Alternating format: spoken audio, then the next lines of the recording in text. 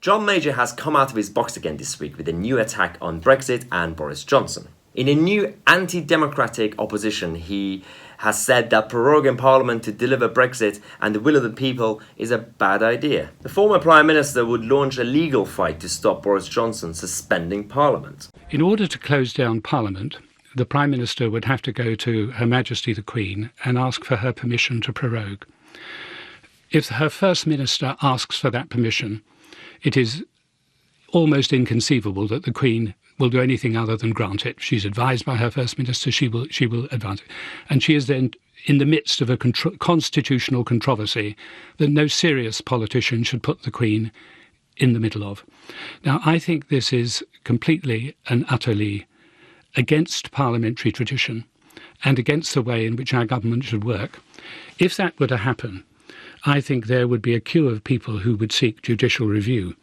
The Queen's decision cannot be challenged in law, but the Prime Minister's advice to the Queen can, I believe, be challenged in law, and I, for one, would be prepared to go and seek judicial review to prevent Parliament being bypassed. Interesting, because wasn't it the same John Major who did the exact opposite when he was Prime Minister? In 1997, John Major called to prorogue Parliament to delay the publication of a report exposing cash for questions. Simon Hughes asked this on the 18th of March in 1997. The Prime Minister yesterday made the uniquely personal decision not only to have a general election on the 1st of May and to dissolve Parliament on the 8th of April, but that Parliament should be prorogued and sent away this Friday. Oh dear. All this was to delay the publication of the report that would have put a lot of people and a lot of MPs into trouble because of the cash for questions issue. Major's hypocrisy on democracy is astonishing. In the 1990s, he handed Hong Kong over to China, but said that Hong Kong will never walk alone. The Prime Minister reaffirmed some points that I think are of importance to Hong Kong. He reaffirmed that there would be no question of Chinese officials coming into Hong Kong, taking away senior jobs from Hong Kong officials. He reaffirmed the question that there was no question of tax revenues leaving Hong Kong. If he really cared about democracy and sovereignty, he'd spend more of his time talking about the Hong Kong situation right now.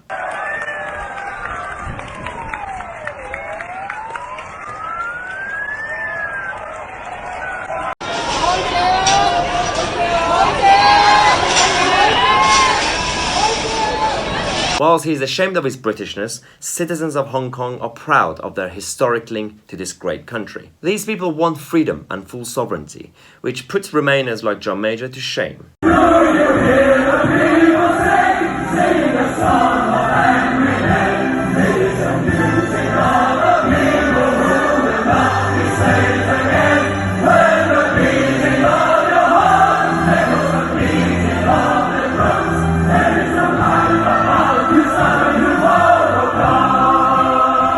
He called Brexiteers really bad names for being patriotic.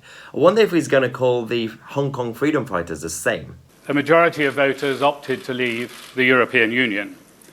I believe then, as I do now, that was an historic mistake. And I've watched with growing concern as the British people have been led to expect a future that seems to be unreal and over-optimistic. Weirdly enough, there are more examples of John Major not giving his support to people who seek freedom and democracy. In the 1990s and late 2000s, Iranian people started an uprising against their dictatorship system. But John Major didn't show any support. And now Iranians are on the streets again, asking for the return of constitutional monarchy in Iran.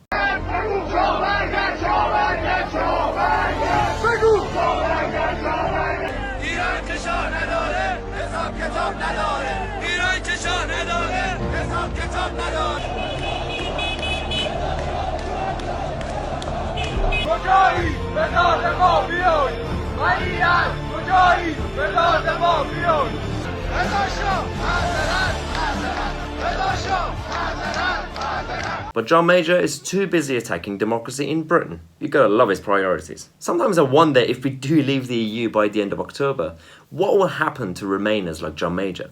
What are they going to do or talk about for the rest of their lives? If you have any idea or any clue, put it in the comment section and we'll discuss it there. And as usual, thank you again for watching the videos. If you want to join our members club, the Cabinet Club, the link is in the description. And as always, share the video, subscribe, and don't forget to click on the notification bell next to it. And I'll see you tomorrow with a new video.